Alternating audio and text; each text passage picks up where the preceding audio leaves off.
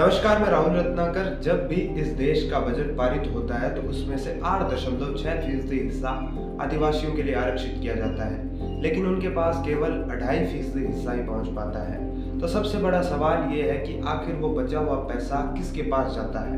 इस वीडियो में सिलसिलेवार तरीके से बात करूंगा, तो आपसे दरख्वास्त करता हूं कि मेरी बात को आखिर तक जरूर सुने।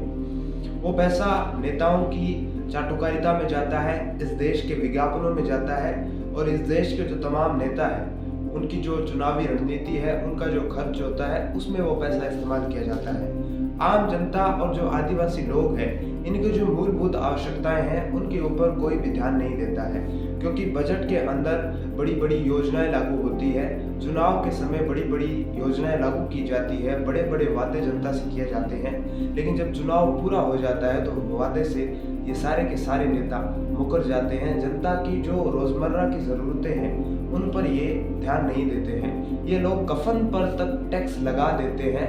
ये लोग स्कूलों पर, उनकी किताबों पर, बच्चों की शिक्षा पर टैक्स लगा देते हैं। एक वक्त अगर इनको ये निर्णय करना हो कि इस देश में बच्चों की परीक्षा ज़रूरी है या चुनाव करवाना ज़रूरी है, तो निश्चित रूप से ये लोग चुनाव करवाने को प्राथमिकता देंगे। तो आप अनुमान लगाइए कि ये लोग जनता का किस प्रकार से खून चूस रहे हैं, जनता का किस प्रकार से मानसिक शारीरिक शोषण कर रहे हैं, और अपने भाषणों में, रैलियों में बड़े बड़े वादे करते हैं, बड़े बड़े प्रवचन देते हैं कि हम इस देश को विश्व गुरु बना देंगे, इस देश की आर्थिक आधारभूत आवश्यकताओं की पूर्ति करेंगे, इस देश का विकास करेंगे, इस देश को विकसित करेंगे, लेकिन अंत में सब धूमिल हो जाए।